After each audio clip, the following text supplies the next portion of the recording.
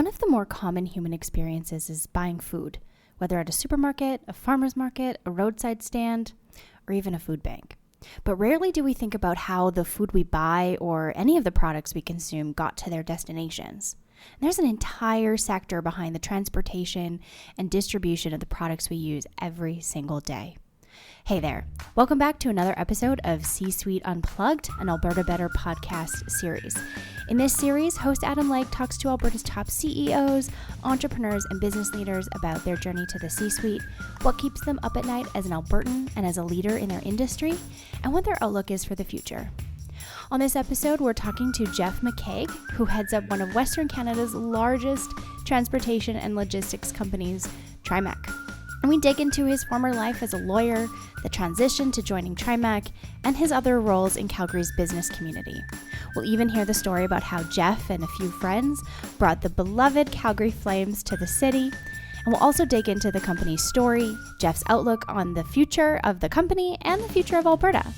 And so if you liked this episode, please be sure to head over to Apple Podcasts, Spotify, or wherever else you get your podcasts to subscribe, rate the show, and give us a quick review.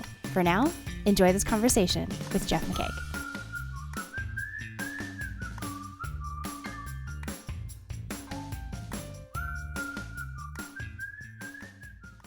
Today, I'm pleased to welcome Jeff McCaig, Chairman of Trimac Transportation Services, to the show. Jeff started his career as a practicing lawyer in Calgary before joining Trimac Group of Companies, a family-owned business, in 1983. And since then, Jeff has worked his way through the company from president in 1990 to CEO from 94 to 2015 to now chairman of the board. In addition to an illustrious career in the transportation logistics sector, Jeff is also director and co-owner of the Calgary Flames and helped bring the team to Calgary in 1980. He serves as chairman of the Flames Foundation for Life, as well as serves on the boards of Meg Energy and Bantrells. Jeff, thanks so much for joining us and welcome to the show. You're welcome. Thank you, Adam. Jeff, you started your career as a lawyer. Tell us what was the decision looking like for a young Jeff coming out of university and deciding to head down the path of being a lawyer? I was one of those kids that loved school. Might be in a minority in that way, but when I finished my undergraduate degree, I had an opportunity to go to business school. It was a 2-year degree, or go to law school, and it was a 3-year degree. And then I found a program that actually combined both of them and was a 4-year degree. So I took the longest possible time in school. Perfect. As many years there as you could. Yeah. Right. Was there what drew you to the business and the legal side? Was there a bit of an intention to practice some law throughout the career, or just that blend of the business side of things and just having a legal background that drew you to that? As I said, it for me was a little bit more academic, I suppose, and involved books and learning the law, and had a broad application in the world. And at the end of your degree, had good employment prospects, and depending on which direction you took, a variety of things that you could become involved in, from being a courtroom lawyer, either civil or criminal, to being more a solicitor, where you were involved in the business world and finance. And those were all things that I thought I might be interested in at some point. So kept my options open. I thought it was keeping my options open by pursuing a degree in law.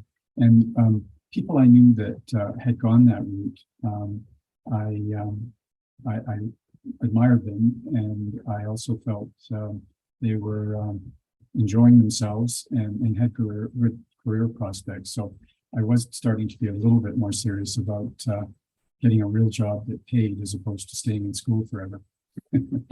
We'll have to make that transition at some point, I guess. Yeah, absolutely. Jeff, your family is well known and well regarded in the community. And was it something that you viewed had always been to be part of the family business later in your career, or was there something that drew you back to Trimac Group of Companies as part of the family-owned business? Yeah, it was a very singular event. My dad, who was at the time the CEO of Trimac, got ill, and it was a very serious illness and a disability he'd suffered from most of his adult life.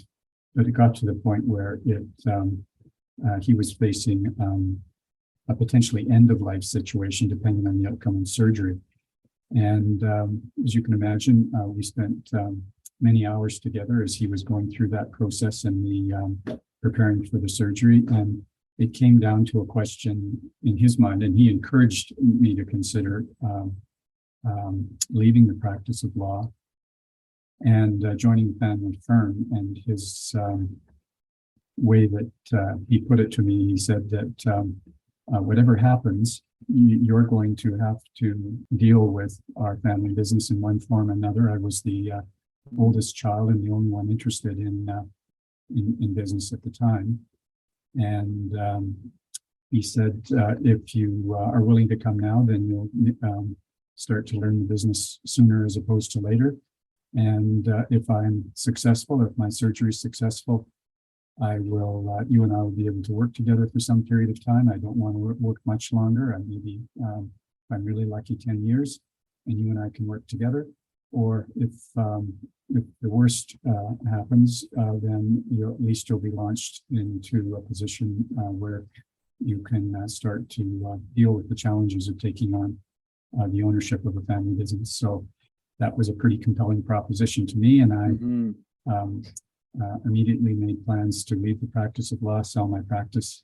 I did talk my dad into at least supporting me to go back to school for a year and getting some additional training in the world of business. By that time, I'd been practicing law for 7 or 8 years, and he was agreeable to that. So, and fortunately for both of us, the operation was successful. He was able to work another 10 years, and that was some of the best years of my career. What a wonderful chance to work with your dad in that role, in that capacity, and not many of us get that opportunity. So it must have been, as you say, some of the most cherished years. Jeff, you've held many senior positions at Trimac, now as chair of the board. What is your leadership philosophy? And has it changed as you've taken on more senior roles in the company? Anyone who helped shape that leadership philosophy? I'd imagine your dad probably had a big role in that. Yeah, my dad was a mentor for sure, and father-son relationship is fraught in any event. When you're working together in a business, an operationally intense business like our business was, there's all sorts of issues of a father-son relationship that get magnified. But no, he was a terrific mentor, and I had a number of others in Trimac and outside Trimac. I don't know if you remember Tony Vandenbrink, Adam, but passed away recently at the age of 93. He was my dad's partner effectively in the welfare service side of the business, and a tremendous mentor for me. And I spent a lot of time with Tony, part of keeping some separation between my dad and I inside the business. And Doc Seaman, who I'm sure you know, and was one of the partners in the Flames. Got to work with Doc in a number of different situations, including in boards, and Doc was a tremendous mentor too. So I've been very fortunate in my career in having terrific mentors. And in terms of, I think you were asking me leadership philosophy. Changed exactly. As I've progressed through the company. Trimac, of course, is a trucking business, and trucking is, as I said, operationally intense, and not just from a managerial point of view. We ask a lot of our drivers. They work very long hours. They're away from home a lot. Our business is a long haul business more than a short haul where you're home every night. And it was very easy for all of us in managerial or administrative positions to think of us as support people for supports for those people who did the real work. driving the trucks, working in our shops and wash racks. And you develop a service mentality. How can I serve these people who are out there on the front lines doing this every day? And we ask a lot of them. And so you naturally want to do everything you can to support them. And so you develop a service mentality of leadership, which I think is a very effective one, certainly in our business, and a work ethic, so that we weren't in a position of asking more of our drivers than we were willing to give ourselves. So a combination of work ethic and service mentality is something that I think has served me well in my career, and I continue to adopt and advise others to think of themselves in that way. And certainly during the pandemic, it was reinforced for me that a lot of us in support positions could work from home and maintain a safe distance from others. We still ask our drivers to be out there on the road. Yeah. And because it's an essential service, it was essential that they did that. And it was gratifying to see the kinds of things our drivers were willing to do to continue to do the business that was an essential part of managing through the pandemic. Yeah, definitely a significant hats off to all the truckers that helped keep our goods and services moving through the pandemic and now beyond. Jeff, what does a day in your life look like? Do you have any routines or practices, any typical things in your schedule that help you succeed in a day? Well, I've alluded to one already, is a work ethic. I like to get up early, and that's not hard for me because I love what I do, and show up early and work hard during the day. I also have a fairly strict discipline around staying fit and exercise. My wife would call it obsessive compulsive. You do look fit for sure, definitely, Jeff. I rationalize that by saying my day job is indoors, mental, a form of work that's primarily mental, and a people intensive. You're dealing with people, especially in a service business like ours. Mm-hmm. So I just thought of going out for a run by myself at the end of every day was a natural antidote and balance in my life, that I was, instead of indoors, I was outdoors. Instead of mental work, it was physical. And instead of being around people, I was on my own and could consolidate my thoughts and think about the day and tomorrow. And I've just found that a very important part of keeping me sane and fit for purpose and what I was trying to do. So I just say I might have taken it to some extremes, but it served me well. Now, will your fellow Calgarians see you out on the trails at -20 and -25 still running? Yes, I sometimes say there's no bad weather, there's just bad clothing choices. Yes, unprepared runner for the cold temperatures for sure. Yeah, but no, it's good for you. Mm-hmm. Good for you, Jeff. That's I can just knowing you to the extent I do, I can tell you're passionate about your work, the company, the people who work for you and with you, and just that drive to that balance you talked about, both mental and business oriented, but the physical side as well. So it's clear you've got such a great approach to the way you divide your time and attention and energies, for sure. Is there anything people would be surprised to know about you? Any sort of unique talent, hidden party trick, capability that you've got, or a certain hobby or passion that you do that others would be surprised to know? Yeah, the one I think of is climbing. And so I was born in Moose Jaw, Saskatchewan. There are no mountains in proximity to Moose Jaw, but fortunately for me, our family moved to Calgary when I was 9, and I was exposed to the mountains, first through skiing and then through some competitive skiing. And our coaches, as part of our summer training, dryland training, they would call it, would take us on hikes that got progressively challenging as I got older, to the point where I started to learn some real climbing skills, both rock climbing and mountaineering, snow and ice, glacier type climbing, which I've come to love, and I do as frequently as I can. And even given that most of the people I would engage in conversation about, something like this, like something about you that would surprise, something about you that would surprise me if they asked that question. They say, really, climbing? You mean with ropes? Yeah. And some people find that a little surprising, but I've had the good fortune to live in a number of places around the world, and some with terrific opportunities to climb.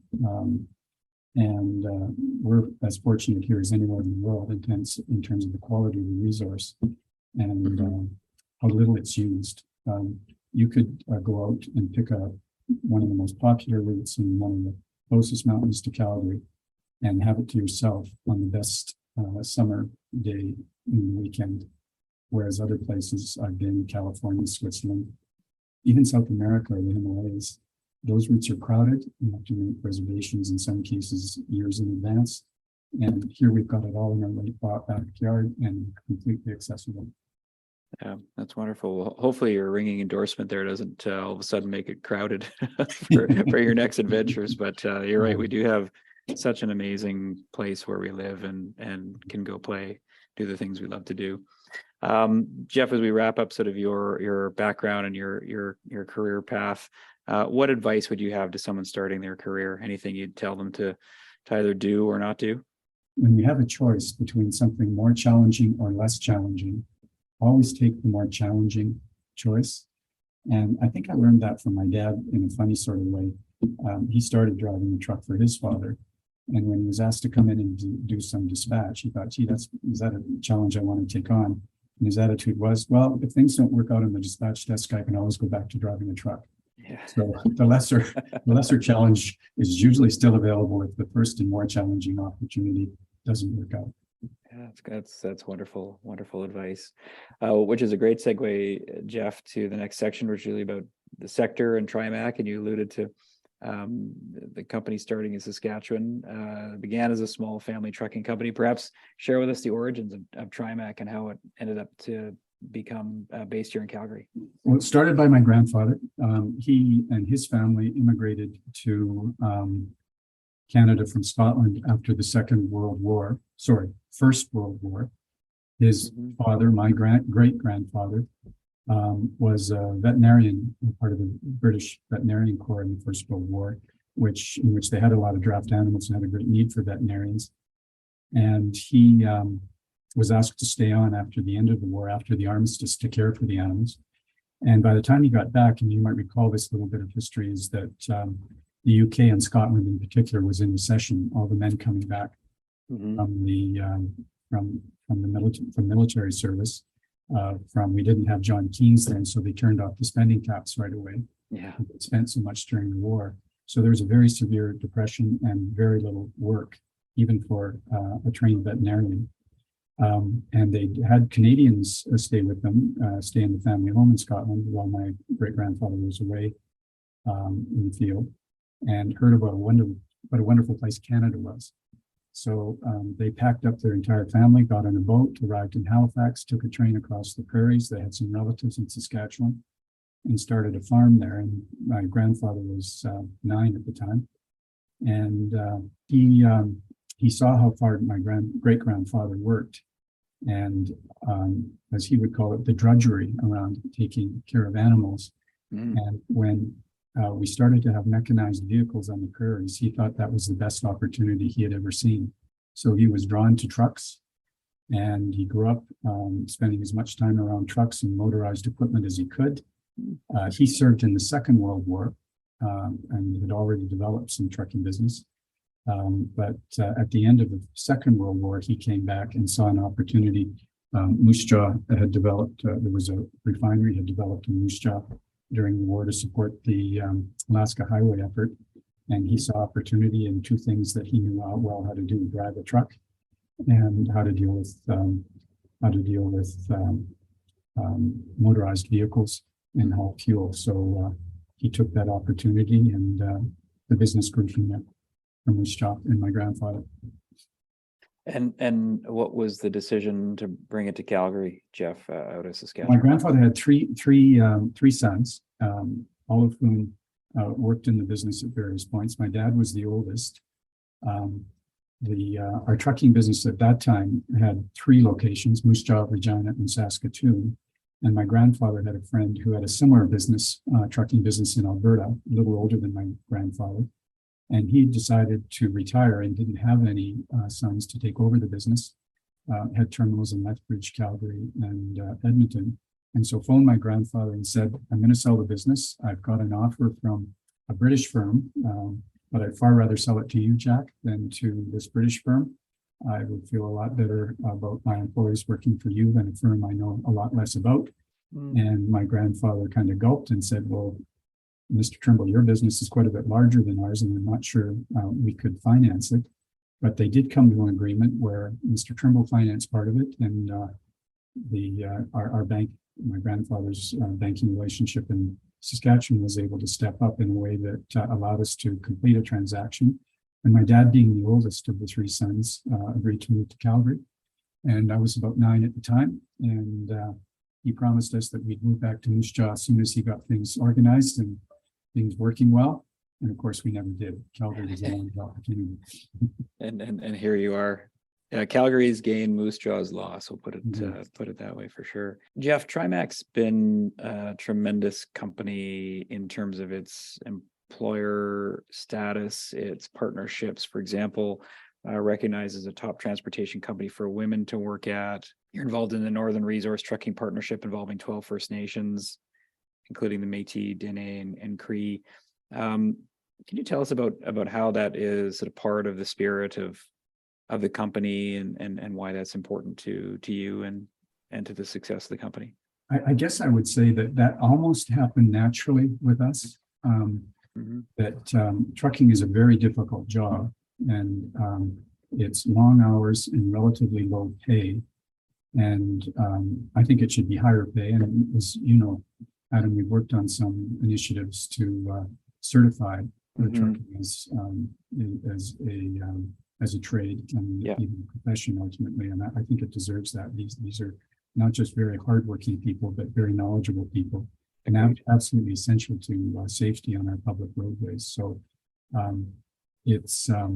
but nevertheless, it's a job that attracts people from all walks of life, and a large component of them are immigrants from all over the world.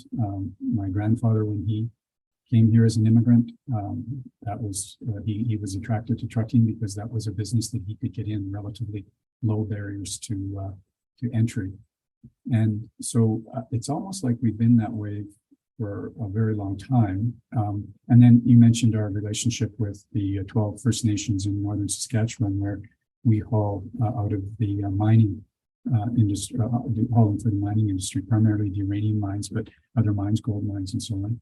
The other reason that we have diversity, I think, is just trucking is naturally geographically dispersed, and it's always better to have local people doing the work for you who understand the community and the environment you're operating in and are part of it.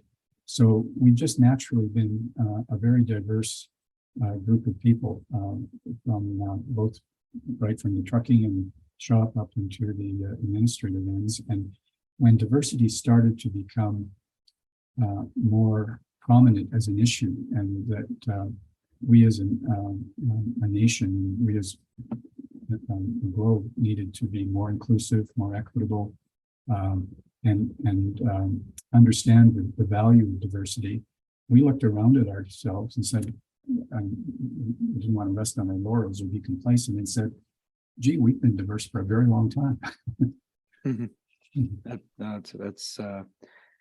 That's a great view and summary of some of those important underrepresented populations in the trucking sector, but also some of those relationships that you're building. And we also know that another key piece that the sector, and I know Trimac is working on, is reducing emissions. Yes. Because transportation emissions are a significant part of the GHG profile for the country. And I know you're working in some pilot initiatives around non-conventional fuel trucks. I wonder if you could tell us a little bit more about some of the pilot projects that you are working on to try and decrease the emission profile for the fleet. Sure. The my view is, and this isn't necessarily a view that's shared by many other people, is that heavy-duty trucking, especially long-haul trucking, is probably going to be the last segment of the trucking or transportation industry that is able to transform to some alternative fuel. And the reasons for that are that in the case of electric vehicles, for example, batteries are extremely heavy, and lots of work being done on reducing the weight of batteries and their longevity. Mm-hmm. But when you're hauling heavy loads, long distances, it's very hard to be competitive unless the world magically all changed the same rules and regulations at the same time. You wouldn't be competitive using an electric powered vehicle.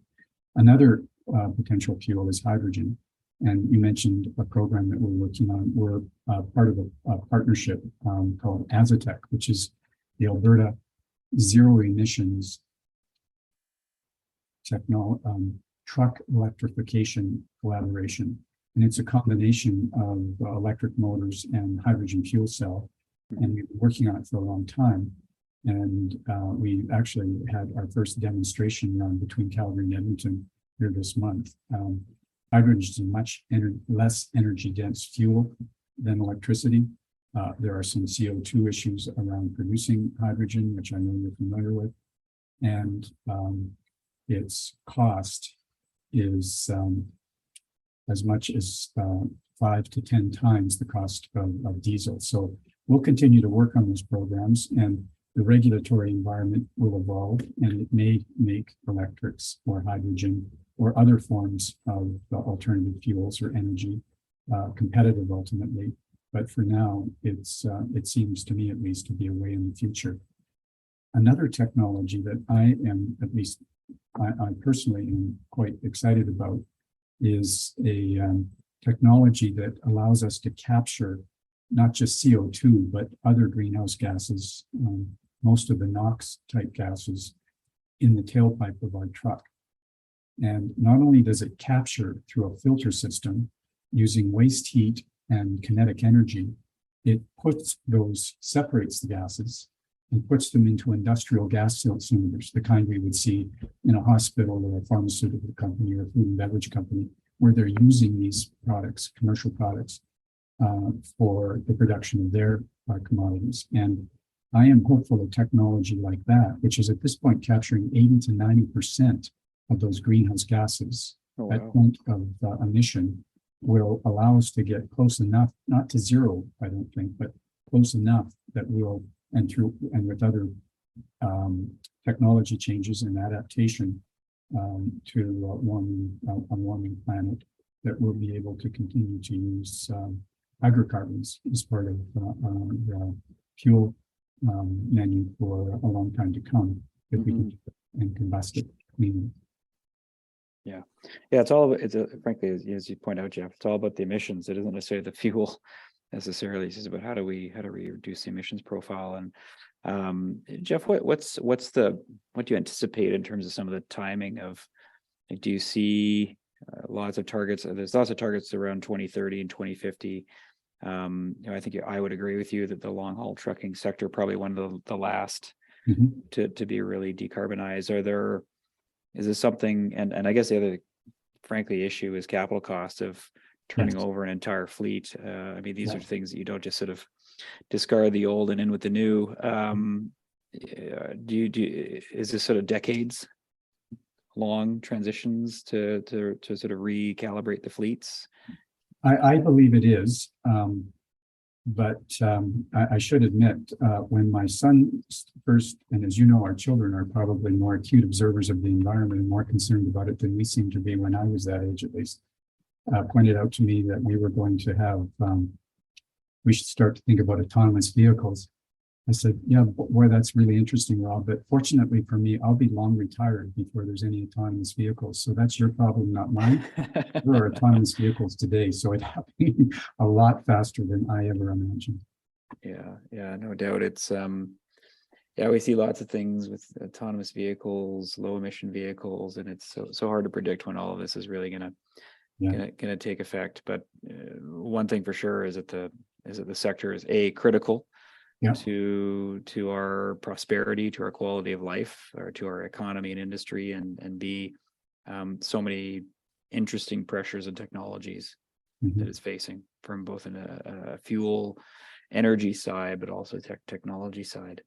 Jeff, also part and parcel of that, you talked a little bit about when we were talking a little bit about your workforce, labor shortages. That is a critical piece across. I don't talk to any CEO who doesn't tell me they're short of staff or talent in some way or another. I know we've been working with you on efforts to certify the trucking profession, give it some greater status and cachet, and therefore wage opportunities in the community. What in the absence of self-driving trucks, which don't need the people, what are you seeing on the labor side of things? And are you continuing in the path of looking at undertapped labor force pockets, like women, like Indigenous peoples, immigrants, etc.? What do you see as the short and medium term outlook for the labor supply? Because that has and is still I know continues to be a challenge in the sector. Yes, and so just let me emphasize that last point you made, Adam, is that we've been short of drivers for most of my career. I've never, on the other hand, I've never seen it as acute as it is now and was during the pandemic. And as I say, we asked a lot of our drivers, but one of them was to be out there in the pandemic world, continuing to deliver the products that were essential to our economy continuing to function. So there's a very real shortage of truck drivers, and I continue to think that that will be a problem along into the future.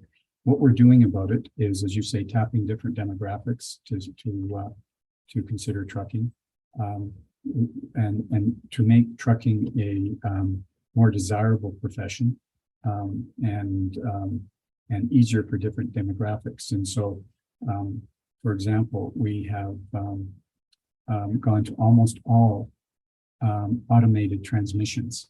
So you don't need to have large size or strength to operate a Class 8 truck with a big stick shift. Similarly, with loading and unloading, more and more of that is automated. So you aren't required to attach and unattach large valves and lift heavy hoses, so that you can attract people that otherwise might not be suited to the profession.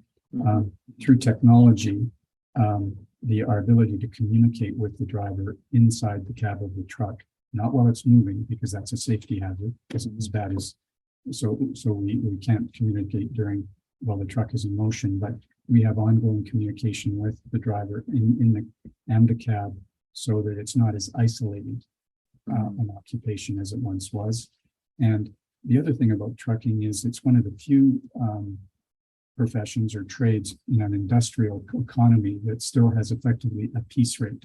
In other words, drivers are paid by the mile, sometimes a percentage of revenue, but it's a productivity measure that was important, and trucking has relied on it forever to make sure that our drivers continue to be productive.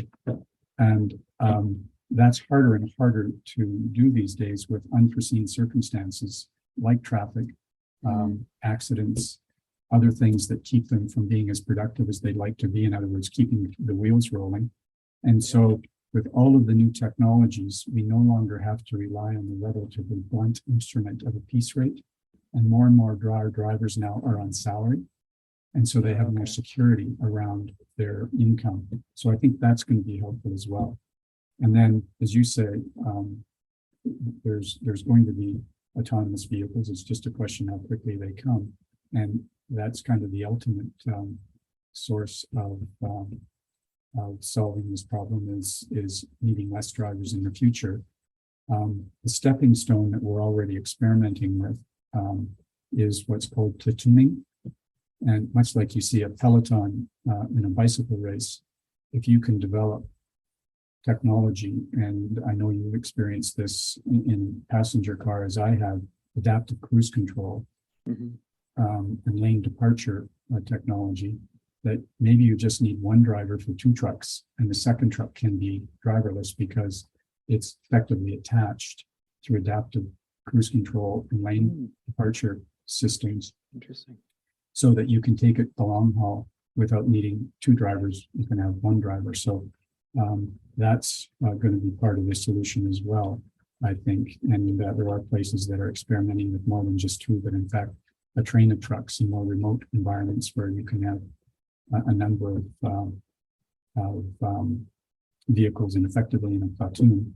And it's, of course, saves you a number of drivers, but it also saves, and the reason that people are racing in bikes go into pelotons, it requires less fuel, less energy for everybody but the guy who's first in line.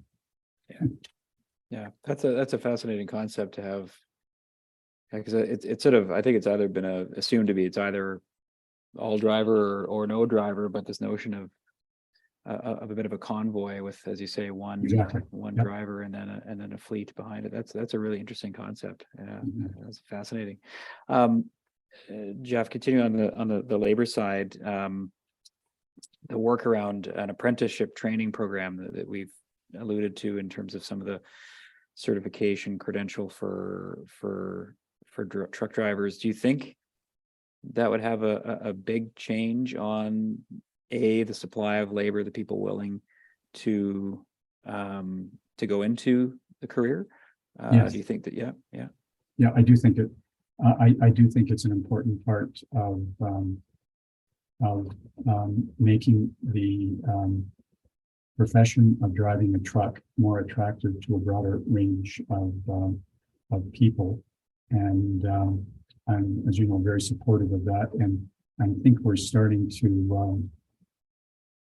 to get the attention of the regulators in that regard. And it takes some tragic circumstances, not the least of which, by way of example, was the Humboldt incident, to say we got to get some rigor in our training and certification there, and make sure that people that are driving these large vehicles long distances over public highways are properly trained. And it is a skill, and it goes beyond just being able to operate a large vehicle safely and at a high level of service over long distances.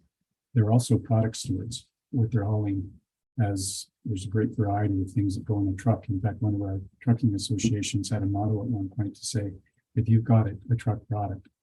And so they are really stewards of the products of our customers that they're hauling, and the knowledge that they require to make sure that they all of the requirements of hauling that product safely are met. And in the bulk space, a lot of what we haul is regulated under transportation of dangerous goods regulation or hazmat regulations. Refrigerated, there's lots of things around hauling our food produce and other things. Also goods, flat decks. There's a great variety of specialty modes in the trucking business that require a great deal of knowledge beyond just how to operate a heavy duty vehicle safely. Yeah. Interesting timing of this conversation, Jeff. I just was in Kelowna, spent the weekend with my uncle who drove a semi truck for BC Rail for 30 years. He's now 80. And I still see the glow in his eye as he passes a brand new Peterbilt or something. And he still says, God, if I'd still jump back in there today and do it. He loved it. He loved the challenge, as he always telling about configuring his loads and so I think there is a really true opportunity for folks in the trucking sector. It's there are definitely people who love what they do in that sector. And in light of that, Jeff, what would you tell someone who is thinking about occur in the transportation sector? Well, I want to be honest and say, think carefully and make sure that this has attributes that you think are things that are attractive to you. It's obviously not suited for some people. If you're an extrovert, want to be around people all day, probably not the right choice of profession. On the other hand, if you enjoy the absence of hierarchy, being responsible for your own productivity and work, and enjoy being out on the road and seeing different places and interacting with people at one end or the other, but you're basically independent of control during the time that you're driving, and it's appealing to some people, and as I say, not to others. And in the longer time frame, we'll probably need less people, not more. But in the interim, we're going to need more, and people need to understand whether that's they're suited for their career in trucking or not. And the other thing about trucking, and I mentioned my dad's career path. If as you get older, you choose to go into another kind of support role, dispatch office, into the shop, into a wash rack, into safety programs. We have lots of safety supervisors that are former truck drivers. There are other career paths inside the industry. It's not like once you've made the decision to be a truck driver, you either are or you aren't. There's good opportunities for our people in a variety of different roles in the business. Calgary mostly, but I'd say also some broadly Alberta has become very much a transportation logistics hub. We've got everything from the Canamex corridor, Trans-Canada Highway, our major rail companies or service the cities, Calgary and Edmonton, lots of distribution, warehousing. What do you see as the future for the transportation logistics sector in Alberta? I think there's a bright future for us in this in this location. It's got lots of attributes that lend itself to becoming a hub, and you mentioned some of them, and that's being in a center for rail and trucking already. Enough space to develop warehousing and other infrastructure required for transportation. We're not hemmed in by oceans or mountain ranges or other things that make trucking more challenging. We have a highly educated workforce. We've got lots of attributes in my mind that make us a logical, and therefore we will continue to be a transportation hub or center for a long time to come. Mm-hmm. And you and your family are prominent Albertans. What is your view for the future of Alberta? Are you excited, bullish, bearish? I'm actually quite excited, Adam, and you and I have just spent a day at a conference talking about opportunity in this province and more broadly. And I came away from that. I tend to be an optimist by nature. And I came away from that thinking it's even better than I thought. But there really is good opportunity here. It's not automatic. It's not going to be as easy as it used to be, in the sense of we're blessed with abundant natural resources. And what it's going to take to succeed in this next era of opportunity is capitalizing on our human resources to a large extent. And just the people that I continue to be exposed to, including the conference that we were at yesterday, gives me a lot of optimism for the future generally, and for the future of this province in particular. Yeah, me too. I'm pretty bullish on Alberta, and I think we've got so much potential and opportunity ahead of us. Jeff, as we close, maybe just a walk down memory lane with respect to your role with the Flames. You helped bring the Flames to Calgary from Atlanta. I wonder if you could perhaps just the short story of how that unfolded. And I've coming off a win last night against Pittsburgh. It looks like an incredibly strong team this year. Very excited. I caught the season opener against Colorado. Against Colorado, yeah. I think there's a champions. Yeah, exactly. And I can tell you my my son is out looking for his new Cadre jersey, and the stores are pretty empty of them. They're off. Yeah. They're flying off the shelves. So I think you Yeah. got a great team there. But maybe if you could tell us what was the story that brought it to Calgary? Yeah, so it's there is an interesting and longer story there, and I'll try to make it short. It was in the early '80s, or even before the early '80s. We were talking about bringing a Olympics to a Winter Olympics to Calgary.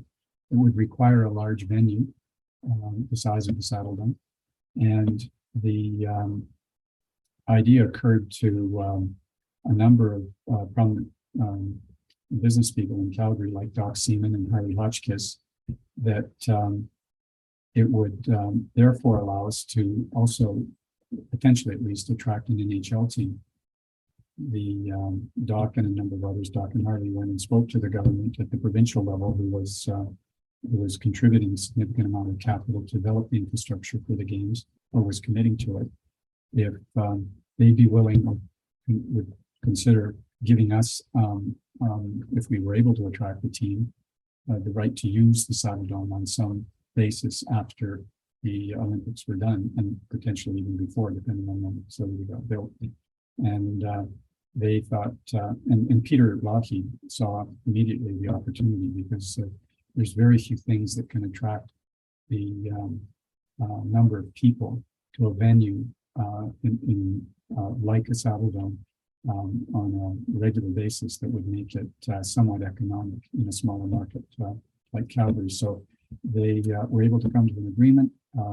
Flames were playing in the Corral when we first came there, a 6,000 seat venue, and the Saddle Dome was completed in the mid '80s, and the Flames started to play in there before the Olympics, actually, and we've been in that building ever since. So it was a combination of initiatives, including the initiative to bid for the Winter Olympics, and then the opportunity that provided to attract an NHL team that would then be able to play in a venue that would allow the team to be competitive in the NHL. It's amazing. I didn't know it was so closely tied to the Olympics, and therefore the Saddle Dome. It's amazing what legacies that '88 Olympics has given the city for what we enjoy today. So, well, thank you for all that work in bringing the Flames here. We're so lucky to have them here and be our key source of excitement and energy for sports enthusiasts. So, and I think they got a great team this year, so I think they're going to go far. We're really excited. We think we've got a team that can contend for the Stanley Cup again this year, and we can't do that every year and always. There is a bit of a rotation. There's absolute equity in the league through our drafting system and other rules and regulations that we put in place to maintain a competitive environment inside a 32 team league. But we're going to maintain, we think we've got we think our timing's right, and we've got the combination of resources from players, coaches, supportive fan base that will allow us to be contenders for this year and a few years yet to come. So we're doing everything we can to win the Stanley Cup, and we'll see how we do. Well, I'm optimistic for this year. That's for sure. That's for sure. Jeff, thank you so much for joining us on the podcast. Really been a real pleasure to hear about you, your career, your views on the sector, its future, and the future of our great province. So thank you for joining us. You're very welcome, and enjoyed our time. Thank you. Well, thank you for joining us for this episode of C-Suite Unplugged, an Alberta Better podcast series. This podcast is a production of the Business Council of Alberta, and you can learn more about us at businesscouncilab.com. And we'd love to connect with you on social media, so give us a follow at BizCouncilAB on Twitter, Facebook, LinkedIn, TikTok, and YouTube. And if you liked this episode and want to support our message of shared prosperity for all, please be sure to head over to Apple Podcasts, Spotify, or wherever else you get your podcasts to subscribe, rate the show, and give us a quick review. New episodes drop every other Tuesday. Thanks for listening. We'll see you next time.